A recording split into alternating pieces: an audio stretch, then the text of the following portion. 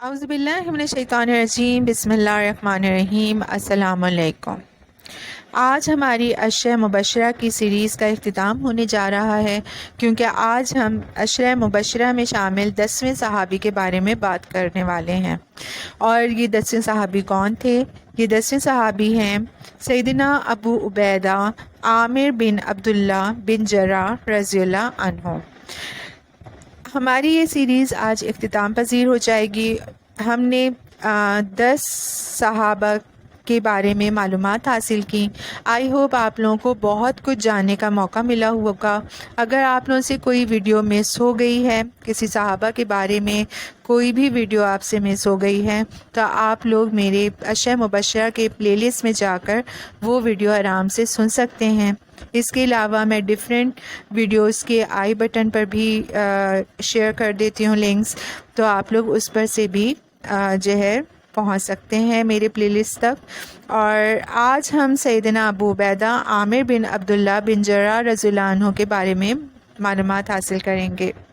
نبی اکرم صلی اللہ علیہ وسلم نے فرمایا، صحیح بخاری میں حدیث نمبر ہے 4382، اس میں نبی اکرم صلی اللہ علیہ وسلم کا فرمان ہے کہ ہر امت کا ایک امین ہوتا ہے، جبکہ اس امت کا امین ابو عبیدہ بن جراح ہے۔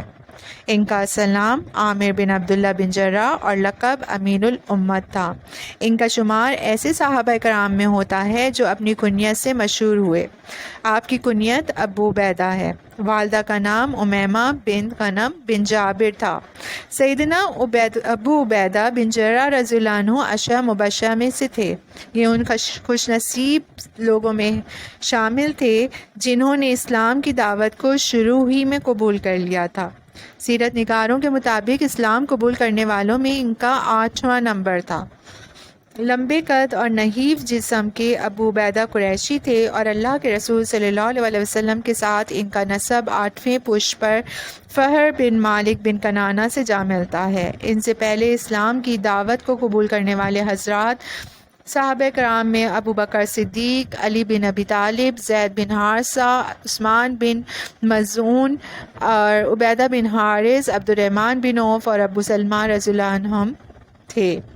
جب دعوت اسلام کا آغاز ہوا تو اس دین حنیف نے کائنات کے باسیوں کو ایک نیا فلسفہ دیا کہ اللہ کے کلمے کو بلند کرنے کے لیے بڑی سے بڑی قربانی بھی دی جا سکتی ہے۔ اگر کوئی کلمہ توحید کا اقرار کر لیتا ہے تو چاہے اس کا تعلق کسی بھی نسل، رنگ یا زبان سے ہو، وہ دوسرے تمام کلمہ پڑھنے والوں کا بھائی ہے۔ اور اگر کوئی شخص اللہ اور اس کے رسول کا باغی ہے تو اس سے ایک بندہ مومن کو کوئی تعلق نہیں رکھنا ہے، کیونکہ اس کا بندہ مومن کا کوئی تعلق نہیں ہے اس سے۔ مسلمانوں اور کافروں کے مابین یہ فرق اور فاصلہ ہمیں بدر کے میدان میں بہت نمایاں نظر آتا ہے۔ اسلامی نظریے کی حفاظت کے لیے لڑی جانے والی اس پہلی جنگ میں عجیب کیفیت دیکھنے کو ملی۔ باپ مسلمانوں کے کیمپ میں ہے تو بیٹا کافروں کی طرف سے لڑ رہا ہے۔ اسی طرح باپ کافروں کی طرف سے لڑنے کے لیے آیا ہوا ہے تو اس کا بیٹا اللہ کے رسول صلی اللہ علیہ وسلم کے جھنڈے تلے کھڑا ہے۔ تاریخ اسلام ہی میں پہلی مرتبہ ایسا ہوا کہ ایک مسلمان بیٹا اپنے کافر باپ کو واصل جہنم کرتا ہے۔ یہ کارنامہ انجام دینے کا اعزاز سیدنا ابو عبیدہ رضی اللہ عنہ کو نصیب ہوا۔ ان کا باپ عبداللہ بدر کے میدان میں مشرکین مکہ کے ساتھ تھا۔ لڑائی کے دوران باپ بیٹے کی زد میں آ گیا اور بیٹے نے اللہ اور اس کے رسول صلی اللہ علیہ وسلم کی محبت سے سرشار ہو کر اپنے باپ کو قتل کر ڈالا۔ اس پر کافروں نے شور مچا دیا کہ محمد صلی اللہ علیہ وسلم کے ساتھی تو اپنے آباء و اقربا کو بھی قتل کرتے ہیں۔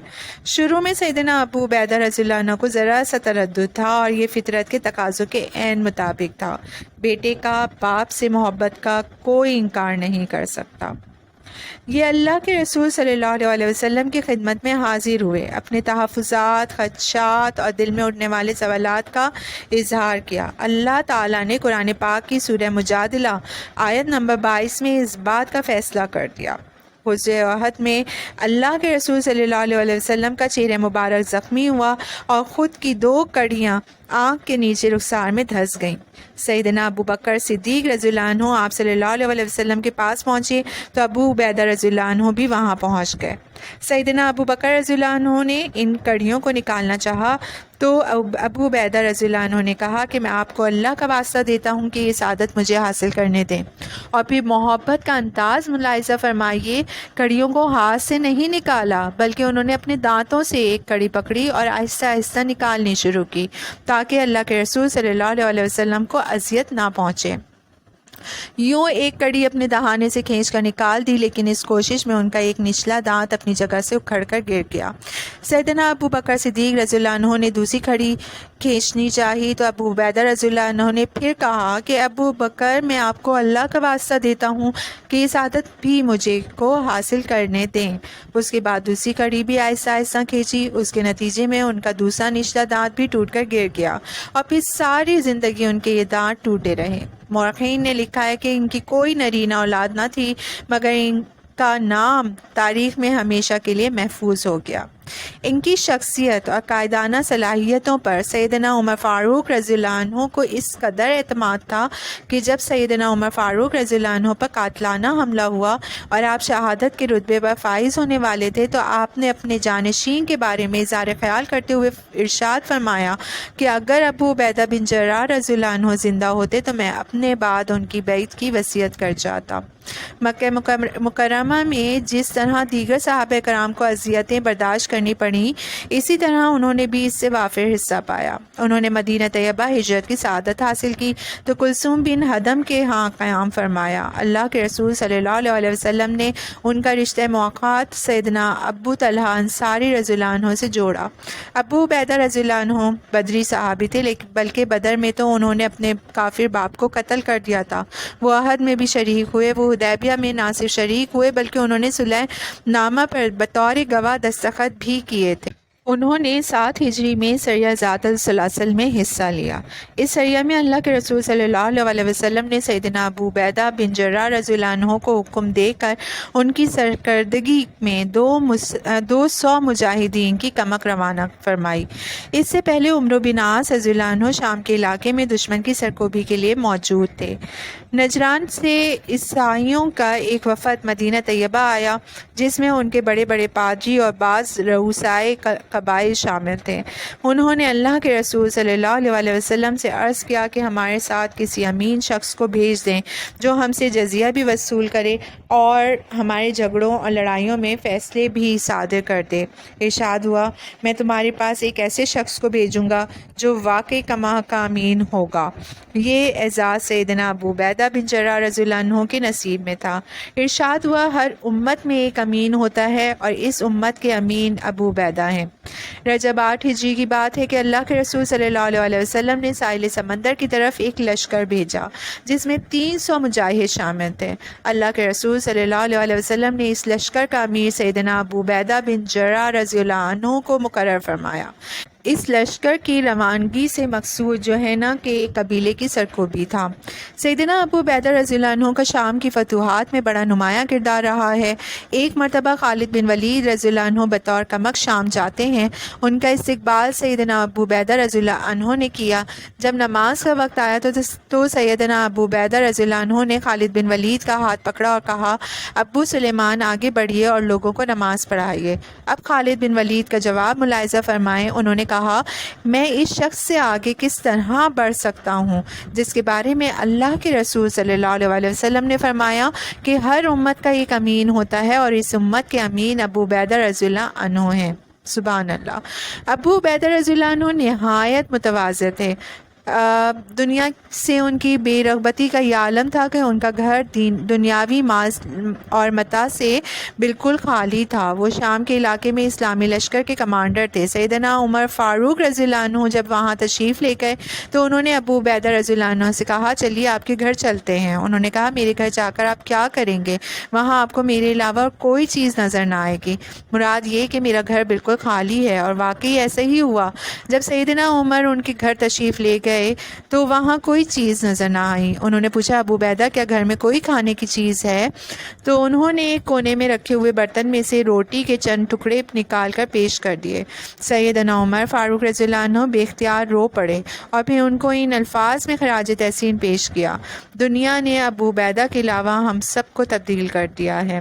ان کی وفات شام کے علاقے میں طاعون کی وجہ سے ہوئی۔ اس زمانے میں اردن، فلسطین، سوریہ اور لبنان سمیت سارا علاقہ شام کہلاتا تھا۔ سیدنا عمر فاروق رضی اللہ عنہ کے دور خلافت میں اس علاقے میں طاعون کی وبا پھیل گئی۔ سیدنا عمر رضی اللہ عنہ نے حکم دیا کہ اسلامی فوج طاعون زدہ علاقے میں داخل نہ ہو۔ ابو عبیدہ رضی اللہ عنہ نے اس رائے سے اختلاف کیا۔ انہوں نے کہا کیا آپ تقدیر الہی سے بھاگ رہے ہیں؟ سیدنا عمر رضی اللہ عنہ نے جواب میں فرمایا: ابو عبیدہ کاش تمہارے علاوہ کسی اور نے یہ بات کہی ہوتی۔ ہم تقدیر الہی سے تقدیر الہی ہی کی طرف بھاگ رہے ہیں۔ بعد ازاں خود ان پر اس وبا کا حملہ ہوا اور یہی بیماری ان کی وفات کا سبب بنی۔ وفات کے وقت ان کی عمر 58 برس تھی۔ ان کی قبر اردن کے علاقے میں ہے۔ اللہ تعالیٰ اس مرد مجاہد پر بے شمار رحمت نازل فرمائے۔ ان کی زندگی بڑے روشن اور صاف و کمالات کا مجموعہ تھی۔ یہاں ہمارے اشیاء مبشرہ کی سیریز کا اختتام ہوتا ہے۔ مجھے امید ہے کہ آپ لوگوں کو بہت کچھ معلومات حاصل کرنے کا موقع ملا ہوگا۔ اللہ سے دعا ہے کہ اللہ آپ سب کی اور مجھ سمیت سب کی جائز خواہشات کو مکمل فرمائے، جائز خواہشات پوری کرے اور ہم سب کو نیکیوں کی طرف راغب فرمائے اور دین اور دنیا دونوں کو بیلنس کر کے چلنے کی ہمیں توفیق عطا فرمائے۔ آمین ثم آمین۔ شکریہ۔